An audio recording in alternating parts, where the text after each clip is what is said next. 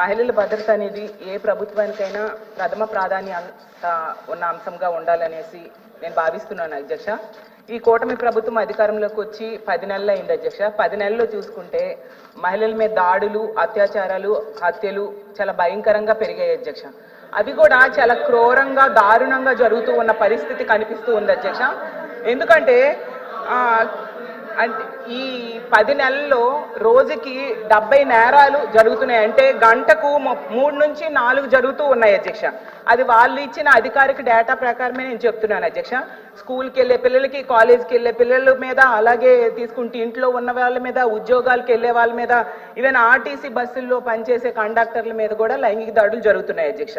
ప్రభుత్వం అధికారిక డేటా ఇచ్చింది అధ్యక్ష. దాని ప్రకారం చెప్తాను, అక్టోబర్ 31 నాటికి రోజుకి 50 మంది మహిళల మీద, బాలికల మీద ఇలాంటి నేరాలు జరిగితే ఇప్పుడు జనవరి 31 నాటికి అవి రోజుకి 70 సంఘటనలు జరుగుతూ ఉన్నాయి అధ్యక్ష. అది ప్రభుత్వమే ఇచ్చింది అధ్యక్ష, నేను సొంతంగా చెప్పింది కాదు అధ్యక్ష.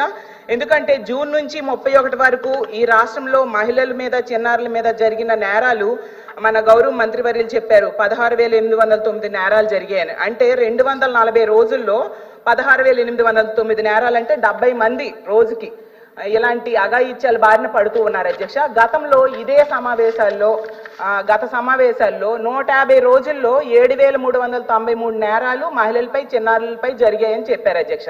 ప్రభుత్వం చెప్పింది అంటే 150 రోజుల్లో అంటే రోజుకి 50 మంది పైన ఇలాంటి సంఘటనలు జరిగాయి. అంటే అప్పటికి ఇప్పటికీ ఎంత పెరిగాయి మనం అర్థం చేసుకోవచ్చు అధ్యక్ష. అప్పుడు 50 జరిగే రోజుకి ఇప్పుడు 70 జరుగుతున్నాయి రోజుకి. అంటే ప్రభుత్వం ఇచ్చిన లెక్కల్లో ఇలా ఉంటే పెరగడం మనకు క్లియర్ గా కనిపిస్తుంది. మరి మంత్రి గారు, గౌరవ మంత్రి గారు తగ్గాయని చెప్పడం ఎంతవరకు సమంజసమని అడుగుతున్నాను అధ్యక్ష.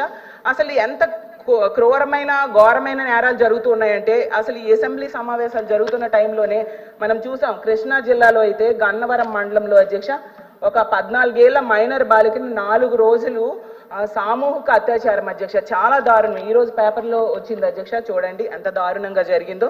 అలాగే ముచ్చుమరి సంఘటన మనం చూసాం. 9 ఏళ్ల మైనర్ బాలిక మీద ఎంత ఘోరంగా హత్య చేసి, మొక్కలు చేసి విసిరేసారు మన అందరం చూసాం అధ్యక్ష. వీటన్నిటికీ మెయిన్ కారణం ఏంటంటే మద్యము, అలాగే గంజాయి, మత్తు పదార్థాలు అధ్యక్ష. వీటిని నివారించకపోతే అధ్యక్ష ఆడపిడ్డలు రోడ్డు మీద తిరిగే పరిస్థితి ఉండదు అధ్యక్ష.